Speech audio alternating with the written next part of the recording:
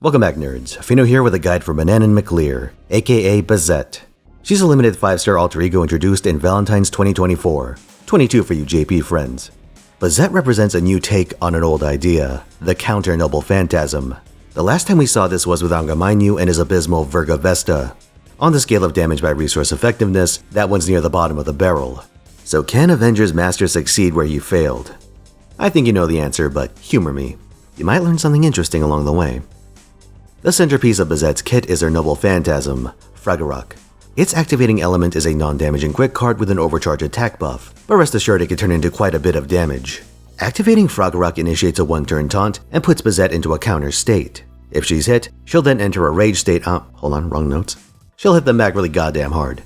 This retaliation takes the form of a special, single-hit quick card that can trigger multiple times in a turn. Not just from being physically hit either, but also of damaging noble phantasms and debuffing skills. Another very cool element of Fraggarok is that the counter damage scales, and it doesn't scale on something stupid like damage taken, a trap that Virga Vesta fell into. No, the damage Bazett takes is absolutely irrelevant. What matters are her buffs and NP level. Regarding the former, it's important to keep in mind that the counter hits share many properties of a noble phantasm, including scaling off NP damage.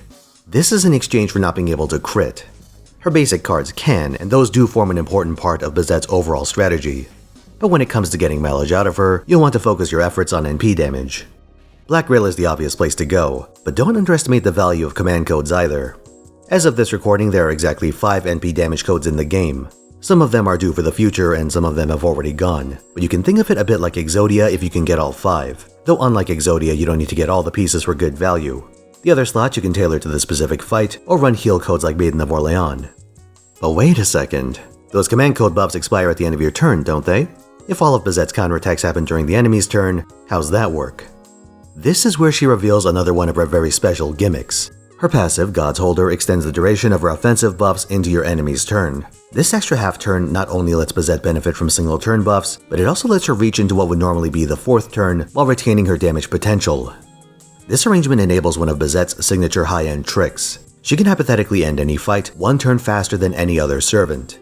Enemies can kill themselves on Fraggarok's counterattack, and by dying on their turn, they shave a round off the timer. Now this does come with strings.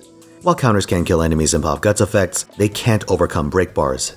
The first hit to reach the threshold will leave the bar at 1 health, and subsequent hits won't deal any damage. Presumably, this is to prevent game-breaking situations where enemies activate retaliatory break bar mechanics and then sit on these effects.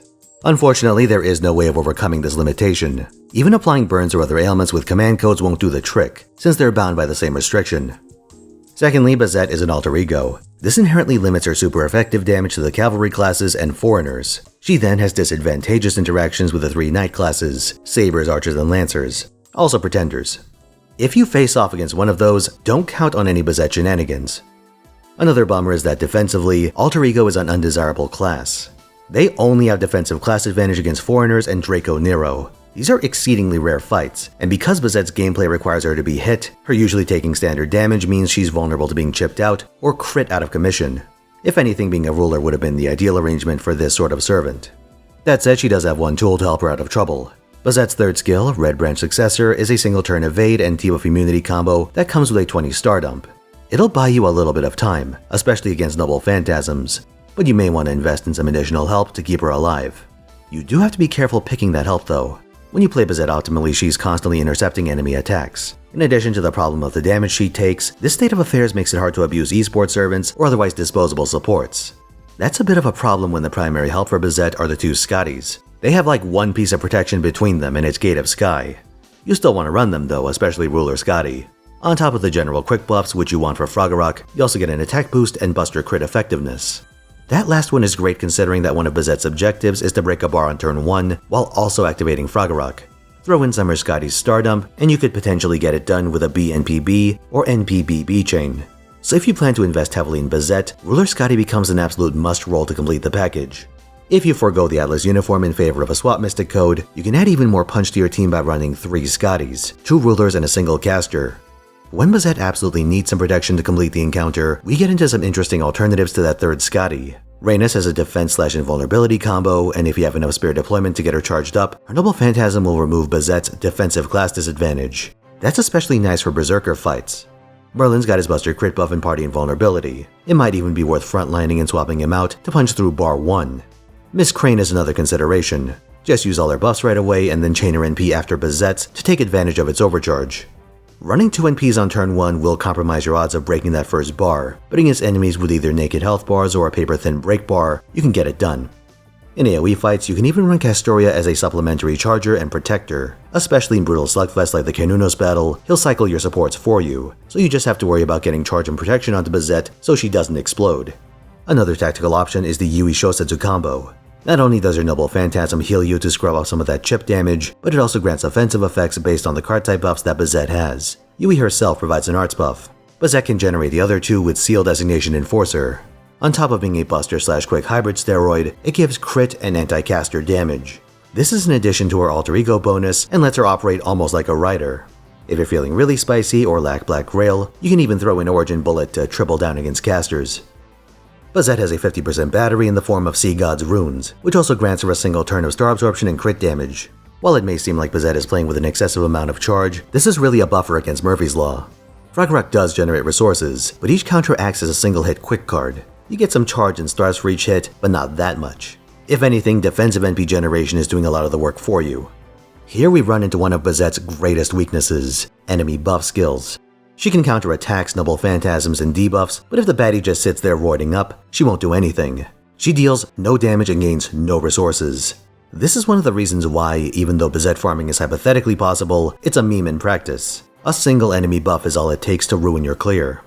For boss fights, there is a way around this problem, which brings us to another species of help: Skill Sealers. Enemies with this affliction can only attack, so unless they have some class-specific limitation, like many berserkers only moving twice in a turn, you can force them to eat 3 counters. As for which servant to run, they all have their ups and downs, considering you'll probably have to swap them out. Some highlights include Summer Carmilla, who has other debuffs in her package. Nobukatu has his on a delay, but he can self-destruct with his Noble Phantasm. Taigong Wang comes with a party battery, attack, and NP damage buffs. Summer Charlotte is both an immediate and delayed skill seal, while also providing a single hit party evade. Arquade also has a skill seal on demand. In fights with a lot of trash mobs, her 100% battery and AoE Noble Phantasm can make sure the boss spends its time breaking itself on Bazett, otherwise its action pool would be diluted by the ads. As a bonus, Arquade has a single hit party invuln with 2 conditional effects. It gives buff removal resistance to good aligned allies, which Bazett is. And if you use it on a turn after Marble Phantasm, it gives up to 30% charge. If Bazett is suffering from a charge shortfall, that's going to come in handy. That's not all either. Marble Phantasm gives charge to living humans, which also includes Bazett. Just remember to chain Marble Phantasm after Froggerok to take advantage of this. These effects combined will give her 55% charge. To get more mileage on the pair, consider starting with one Ruler Scotty on the field and swapping her out for the other, so Arquade catches those AoE buffs. I think it's funny that this pair works so well together, considering that Bazett's voice actress played Arquade in the infamous 2003 Tsukihime anime. If you don't have Arquade but need to deal with trash bombs anyway, consider Habitrot. Her third skill sets Bazett up nicely to take enemy attacks, while also guaranteeing Habanyan herself leaves the field in a timely manner. The one servant you should absolutely avoid is Oberon. While Bazett's passive extends her buffs into the enemy's turn, Ending of Dreams' drawback activates at the end of your turn, stripping all buffs and leaving its target as a brick on the field. Fun fact, Bazett can't counter while she's immobilized, so she can't even do that once she's asleep. There is hypothetically some really gimmicky gut trick you could use to force the combo to work, but it's an incredible hassle and utterly impractical. Some other fun facts about Bazett. Her counter is neither a buff nor debuff for gameplay purposes. It therefore cannot be purged or prevented through normal means. The only way of stopping the counter is to stop Bazett from NPing in the first place. However, the rest of Bazett's buffs can still be removed or blocked, which would put her in an awkward spot. The counter will bypass taunts. If an enemy hits Bazett, they get hit back. No exceptions. The counter, however, won't work against other counters. If 2 Bazetts with Froggerok active face off, the one who attacks first gets hit back. This won't trigger a counter loop. Vergavesta also won't set off a counter. In continuous fights, it looks like enemies will attempt to attack as soon as they hit the field. So if you blow up 6 Gaki with Marble Phantasm, the next 6 will throw themselves onto Bazett and die. However, the next wave won't attack since they entered during the enemy's turn. So unfortunately, you can't trigger some sort of Yu-Gi-Oh-esque loop where Bazett massacres every backline enemy in a single turn.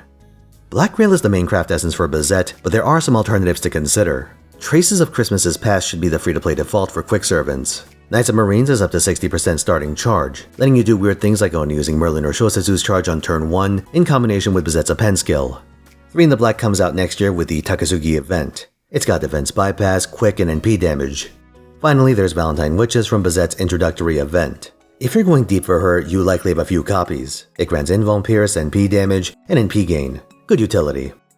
Speaking of the gacha, Bazett really wants to have NP levels. You'll see videos of her clearing fights in NP1, but I'm guessing there were a lot of resets for hand and crit RNG to get those results. And let me tell you, resetting for turn 1 RNG is one of the least fun things you can do in this game, beaten out only by resetting for post turn 1 RNG. If your counters do more damage, that reduces your post turn 1 RNG.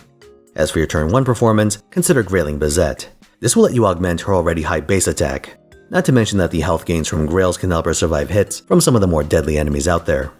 Bazett is a very cool servant. She's really good at what she does, and she's got unique strengths. But she also requires a lot of help to retain her effectiveness. If you're not willing to go the distance, treat her as a novelty, something to spice up the odd fight, but not a core part of your toolkit. After all, you don't need Bazett for any specific fight. But if you're fully committed, there's a world of awesome and bizarre looking strategies that opens up to you. Thanks for watching. Like if you enjoyed this video, subscribe for more, and come watch me at twitch.tv/Finotaisen where I stream every week, 3 PM Pacific time. If you're wondering where the lore segment is, I did a separate video on Banan McLear, the god that Bazett is attached to. As for Bazett herself, one of my special goals for the month is a full playthrough of Fate Hollow Ataraxia, so stop by the stream to see what's up with that. See you there.